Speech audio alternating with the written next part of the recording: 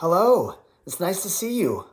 It is April 2nd, Thursday, and I wanted to take a few minutes just to say hello and hope that all of you are having a great shelter in place. I know that this shelter in place is lasting longer than any of us had hoped. I hope you're being successful with being able to keep yourself at home and only going out for certain vital things like going to the store, getting gas, going to my office to get treated. I wanted to just bring up a few little topics that I think are really important. So just give me a few minutes of your time here. Number one, let's talk about masks, little face masks, okay? Now, there's different masks out there. There are those little surgical masks that just kind of come around here and go around your ears. There's those N95 masks that are kind of a big deal. A lot of masks are in kind of short supply, which is why you've seen on the internet, on Facebook, a lot of people are making their own masks now, all right? There's patterns for making masks that are very easy using different materials.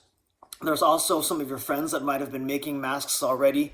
You know, contact somebody. If you don't already have a mask or two, contact somebody on Facebook or through your friend network that is making these things, because usually they'll either give them to you or they'll sell them to you for pretty affordable prices, okay? But it's a good idea to have a mask when you're going out now.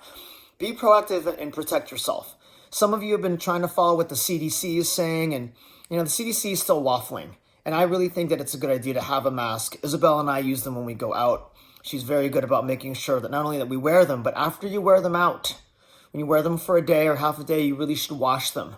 Put them in the washing machine and wash them, okay? Now I realize if it's a surgical mask, you may not be able to do that. You may only be able to disinfect it or spray some Lysol on it or something. I don't really know how to advise you on that, but you should be changing your masks with some regularity. And then the ones that are made of certain materials, you can wash them, okay? The other thing I want to make sure that you're doing is you are washing your hands for 20 seconds. The reason why is not just because we want to finally get everybody to wash their hands again, but no, it has everything to do with the fatty or lipid membrane that surrounds the coronavirus. The coronavirus is a virus. It's not really alive so much as it's an organism that is deposited somewhere, usually when we sneeze, okay? And then when somebody sneezes or it comes, out of their nose, it lands somewhere. It could be your clothes, it could be a surface, it could be, whatever. But when you wash your hands and you get the soap in there and you make suds and you lather it up and you sing the happy birthday song twice, you're actually killing the fats or the lipids that surround the coronavirus, and it destroys the virus for you.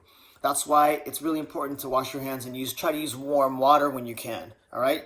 Warm to hot water that's comfortable is good to try to kill this thing, all right? So that's why washing your hands is important, because of that, killing the fat that surrounds the coronavirus, okay? Now, last thing I want to talk about is you're at home a lot more. You are with maybe your family, maybe your spouse. You guys are all up in each other's space now. Maybe your kids are driving you a little nuts, okay? Get outside and walk. They've closed a lot of the public parks and things, so you really shouldn't be going to those areas. But outside your house, walk around, get some air, get your shoes on. Also, those of you that are working from home, I don't want to see you sitting too much. I want to see you standing up. Maybe it's time to develop your stand-up workstation, all right?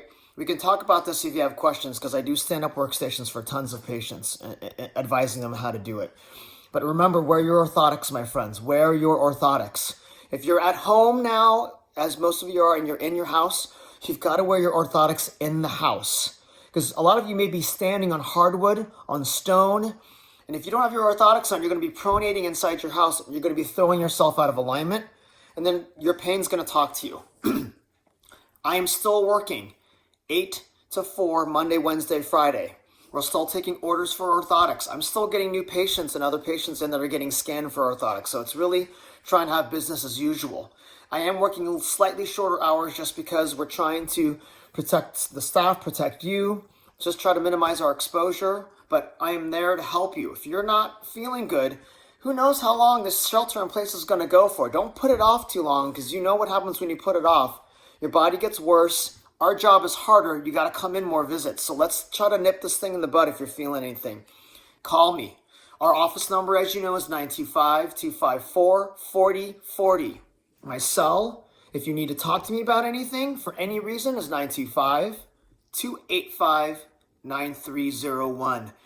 I will have telehealth available, but some of you just want to talk to me about a few things. Not an issue.